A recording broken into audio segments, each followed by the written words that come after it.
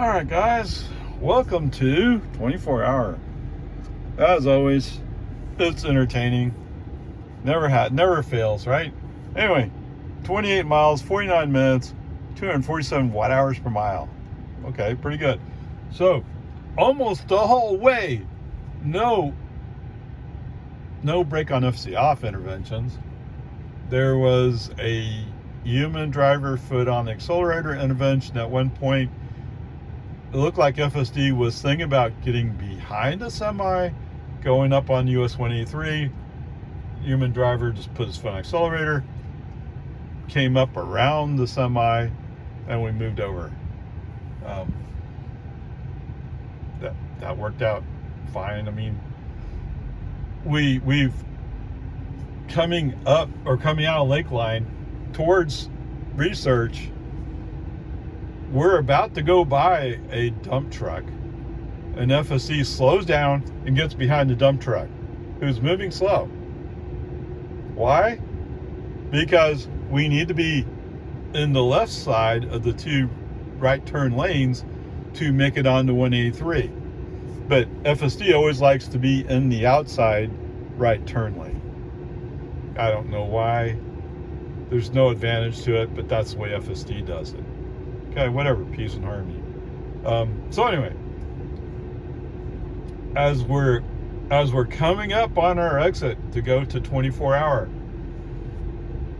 human driver turns on his turn signal, push the car to the right. It still won't be in the outside lane, but at least move over one more lane. FSD throws on the brakes to make that lane shift. Brake on FC off immediately, shift the car to the next lane over. No, this is not the place where you slow down. Not if you have safety in mind. No. You move lanes smoothly without impacting other traffic. I mean, that's what I would think.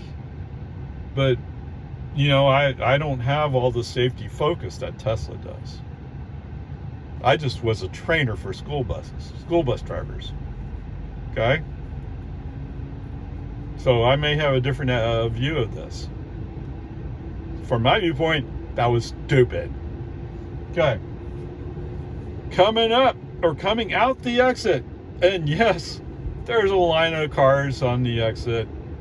For some reason, FSD is going like, well, let's just keep the accelerator down. I'm like, you need to slow down. You need to slow down. Finally, he does. He slowed down just in time. I have no idea what the advantage of rushing is. And when we get down to research, instead of moving into the middle lane, FSD chooses to stay on the inside lane. Although the traffic's clear and you can move to the right. And he just sits there, ding, ding. And somebody somewhere said, that means he needs help. Yes, you need help. Okay, brake on, SD off. I'll move the car myself. And what I'll do instead of burdening you with driving the car, I'll pull into 24 Hour. Because the navigation, so where we would be coming in here, navigation had us going around like this. I have no idea why. I think maybe navigation just found out that the right lane is closed. I mean, it's been closed for months, but they're finally starting to dig out some stuff, like they're going to do something in there. Maybe it has something to do with these apartments over here. I don't know. Whatever, peace and harmony. There was another human driver intervention. Coming into Jonestown, where we're split from one lane to two lanes, right turn signal to move the car to the outside lane. For some reason, FSD responded to it and did it.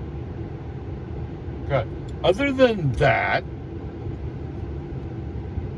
FSD did all the driving. He did it well. Now, he has a propensity to stay in the outside lane following slow traffic. Have no idea why you would do that. One time it did work out to our advantage because there was a guy driving a commercial truck on the inside lane going up one of the hills on 1431, and he's going slow. And there's a line of cars going by him in the outside lane. So it could be he just doesn't know where he's supposed to go. Would not be a surprise.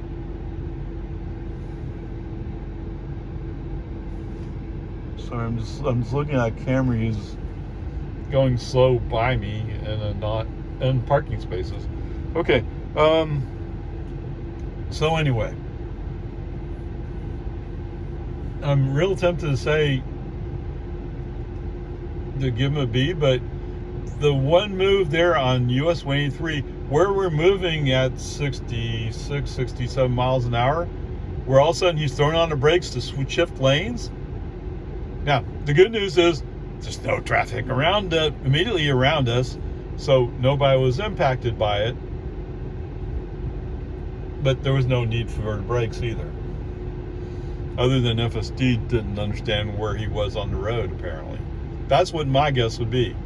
Wait, what? You want me to do what? What do you mean I'm on a road? Yeah, it's one of those kind of things. But let's go with a B so far, just to be generous. What do you say? Okay. Don't worry. FSD, I can guarantee it. At least 95% chance he'll do something to bring it down to a C. Almost guaranteed. Okay? Onward, upward charge. Yeah, let's leave it at that. Alright, welcome to HEB. 12 miles, 30 minutes, 325 watt-hours per mile. Of course, we are coming slightly uphill. To me, traffic's slow, so I find it hard to believe the speed of traffic. Outside temperatures at 105 degrees Fahrenheit. Wow. So the air conditioning is blasting away. Anyway, what you want to know is how is FSD? Good. Right? I mean, I didn't agree on navigation on how to get to HEB. I came in the back way, although that might actually be slightly longer, but it's a little bit more direct, so to speak. Anyway, whatever. I don't know of any, other than, of course, he's still slow so much of the time. I mean, every once in a while he'd say, oh, look, cars are passing me. Maybe I should do something. Well, yeah, they're already past you and they're already slowing down in front of you. Awesomeness. I mean, sometimes it did work. I mean, there was a Toyota Camry that passed us, like, he going, oh, I'm a road racer! Actually, he never went away from me. So I'm saying that because I'm driving a Model 3 Performance. The car in front of me is a Model Y Performance, and he's racing by us. That is until he forgets that he's road racing. I don't know, whatever. That's a Toyota owner. A Toyota driver. Okay, but from an FSD perspective, it's actually pretty good. Human intervention to turn on the right turn signal, move into the middle lane on research, because I know the inside lane's going to go away eventually, or actually pretty soon. So intervention there. And of course, coming up Palmer, where I did a brake on this out because I knew I wanted to come up Market Street basically, instead of taking a detour out Ronald Reagan and doing a U-turn, come back. It's just, that's more of a personal preference on travel, and I get why navigation would go out Ronald Reagan, because it looked like he would probably save about half a mile. Whatever, peace and army. There it is. Nothing's changed. There's no blue dots. I'm still on 12.3.6, and yet somehow it's so much better today. Anyway, I probably jinxed myself, didn't I? And let's see, my software is up to date on July 11th, which is today, right? At 4:13 p.m. It's 4:13 p.m. Okay, so he says right now at this moment I am up to date. There's no magical FSD 12.4.x dropping onto my car. Yeah. Okay, whatever. Peace and harmony. Onward, upward. Okie dokie. Home. 20 miles, 39 minutes, 245 watt hours per mile. You know it's dropping on the way back from 1431 on Loman Ford. All right. Total trip. Yeah, those words.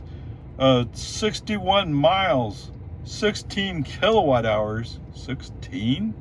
It's $1.76. 262 watt hours per mile. So yes, indeed. I'm down to 100. It was 104 earlier, according to the car, which is still based upon the thermometer wherever it is in the car. Okay, whatever. Peace and harmony. I always promise you that I'm almost certain at some point FSD will mess up. No disappointment today. Okay? It was doing so good. We're flowing through East Cedar Park from HEB.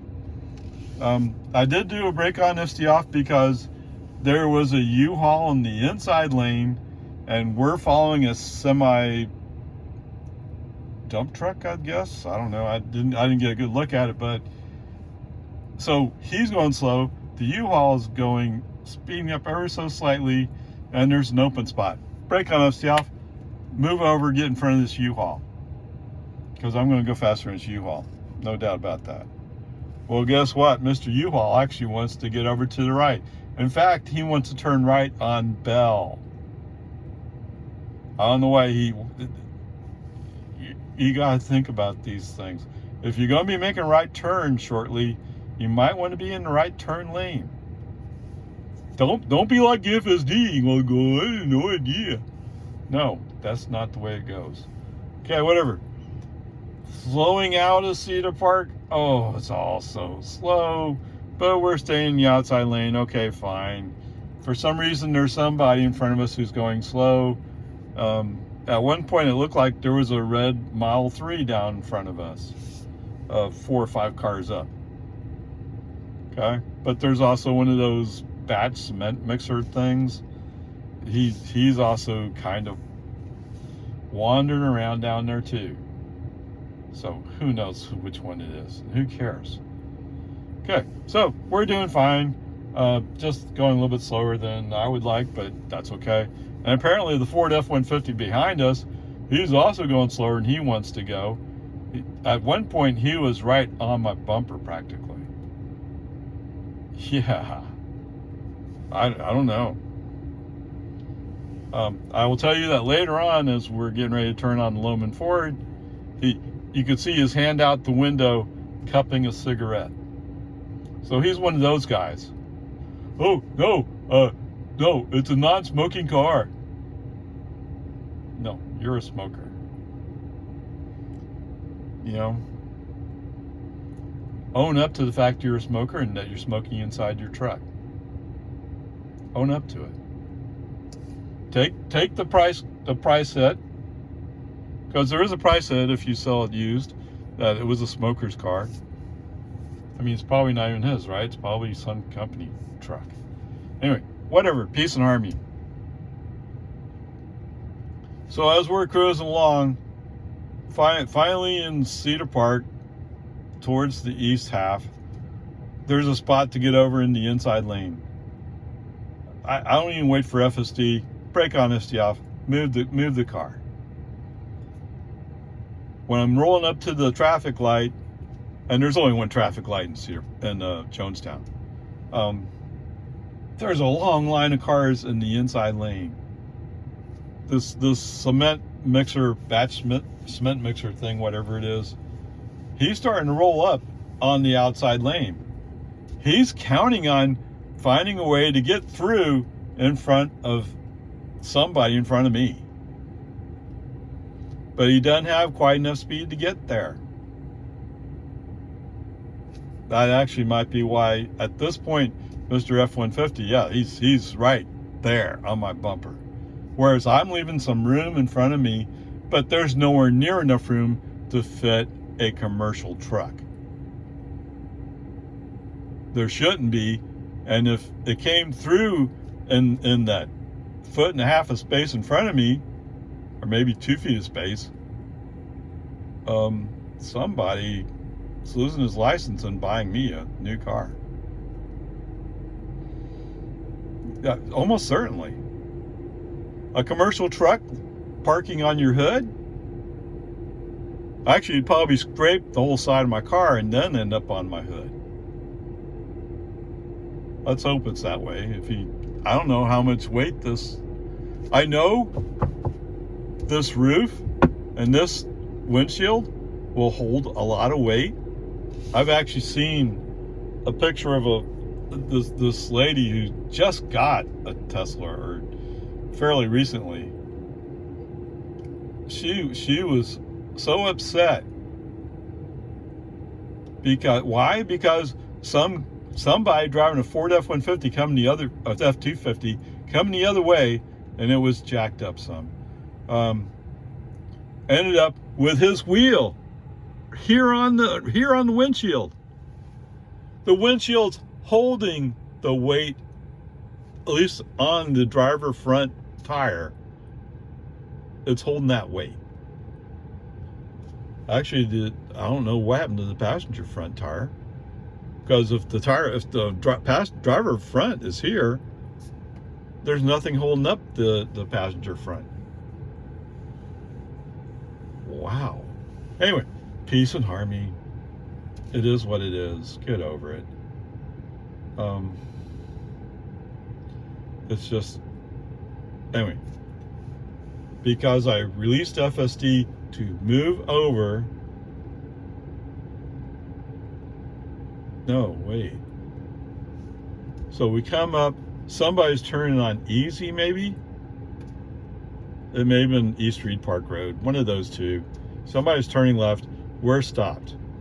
Once we start rolling again, FSD back on. Let me try to get it straight, okay? FSD's rolling, the cars in front of us are going slow. I mean, it's already 45 mile per hour speed limit, but they're going almost 35. Well, I promised you sooner or later FSD would do something. Here you go. California Road Rager, baby! Don't remember, FSD's created in California. They have a very strong California influence. If you've driven in California, you know what California Road Rager is. He shows up. He goes, well, I'm tired of going in this one lane that's going westbound. I think I'll move into the left turn lane. You're not going to turn left. Navigation says we're going straight down to Loman Ford. Where are you going? Brake on, FSD off, grades a D, done. There you go.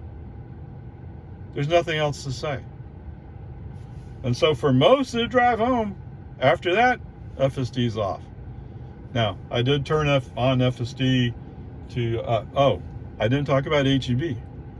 It was so perfect at HEB. It's so disappointing to have to call this a D. So there are a lot of people walking back and forth. There was a guy pushing carts, and FSD saw that he was coming and stopped for him. So he was stopping for people I wouldn't have stopped for. Okay, tell you the truth. Because I was going, I have the angle there. I'm not going to wait for you. It gets tiring waiting forever for people to walk across. Okay, but sometimes you have to. That's the way it is. So FSD did a great job there. He really did. Just to throw it away with a moment of California Road Rager. And as I've said before, I don't think Tesla can program California Road Rager out of this product. No, because They still need that aggressiveness at times, but somebody has to be there sitting there saying, wait, that's not a lane. It's just like when he goes into the right turn lane, like, what are you doing? We're going straight. Oh, it's okay. I'll just cut somebody off. You know, brake honesty off? No. So what we have less than a month for whatever it is the man at Tesla has to say about doing robo-taxi. I can't, I at the moment, I just can't imagine what it'll be based upon what I've seen with the stuff. But, and if 12.4. whatever it is today was really this a reasonable solution, he'd be dropping it already. Now, supposedly he's already dropped it to the advanced YouTube testers. Okay? And they're all going, well, not all of them. Most of them are going, oh, this is much better. A few of them are still going like, there's a few little problems here. But at some point, you have to stop solving every single problem before you drop it. It's supposed to be, okay, it's not beta, it's supervised, right? But it's still kind of beta. But 3.6.9, you really think that's a better choice? It's been months since Elon's driven 3.6.9, I can guarantee it. And if you were to come back to it, you're like, wait, what happened to FSD? This sucks. Yeah, it does. Okay, whatever. Peace and harmony. What can I say? Failure to follow navigation and moving into a lane that's not appropriate. Grades a D. Let's move on. If I can get my job done here, our eyes comparison notes will be a Chevy Tahoe. I mentioned him the other day and I didn't get it done. So let's tack it on here. Yes, there are other vehicles I could do. I mean, there's the Ford F-150 I've already mentioned.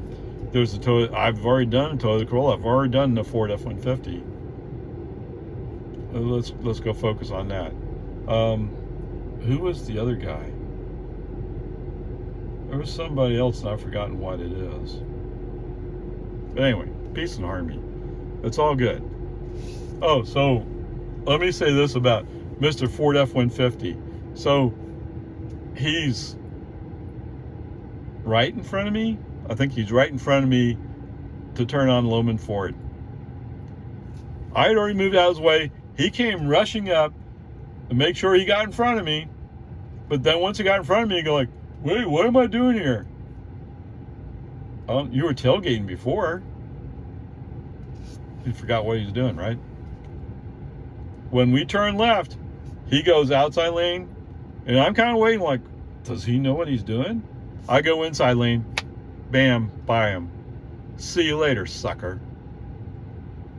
And after a while, he said, wait, that you didn't treat me fair. I waited for you to pick your lane. I didn't do anything. You did it. Okay, there you go. Onward, upward charge. It's just hilarious sometimes, right? Okay, like I said, grade's D. Let's move on. All right, welcome back, guys. All right, today we're going to talk about a Chevy Tahoe. The year I picked, I think, was a 2016. Didn't really look around and see if it made much difference, but there it is. All right, for today's trip, 61 miles.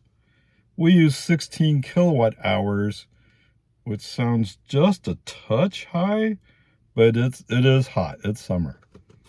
Okay, so the cost of energy used, $1.76, which, fudging around a little bit, works out to 0.6 or 60%.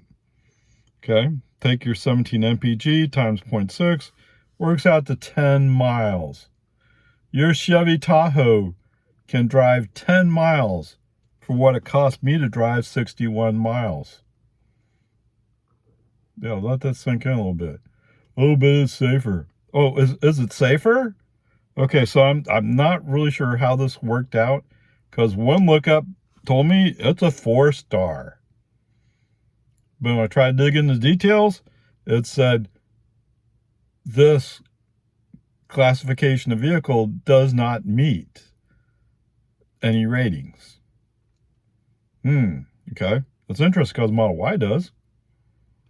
Model Y is, well, it's a midsize, right? I'm not sure. Tahoe, is a Tahoe midsize or large? I don't know, because you got Suburban, right? That should be large. Anyway, whatever. I mean, 4 stars versus 5 stars. But I'll tell you, the single biggest safety item in a vehicle being driven is the driver themselves. Okay? If you either didn't look down the road to see if any vehicles are coming that could hit you, or you just said, yeah, it's okay, I'm driving a Tahoe, it doesn't matter if they hit me. Oh, that's why I didn't look up the weight. I can almost guarantee you that it's twice as heavy as my car. Okay, there you go. Now, the other part I was thinking was, it looked like if I hadn't braked, I might be hitting the rear axle. So I kind of wonder what would happen to your truck if the rear axle was hit by a 4,000-pound car. Something to think about, right? Again, my assumption is chances are probably pretty good I'd be able to walk away from that crash. Yeah.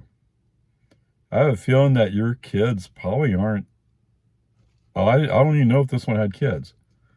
I think I saw heads in the back seat, but I couldn't really see well. And I was too busy going, oh my goodness, oh no. Yes, that's what I was doing because I was about to hit this vehicle. Okay, whatever. Peace and harmony. It all works out. Let's move on. Some people are just dangerous and you can't help it. Okay. A Chevy Tahoe, if the apocalypse happens and we have a bunch of zombies running around, this might be the truck you want to have. The chances of it actually happening is pretty rare, I think. In the meantime, you're paying what, $1.76 to go 10 miles? Is that right? That's what the math said. Or $3.10. And there are versions of the Tahoe that requires premium fuel. Oh, it gets even worse. Yeah. Anyway, onward upward charge. I mean, if you have to drive a Tahoe, it's your choice from my viewpoint. I just prefer that you don't try to have an accident with me, okay? Onward upward charge.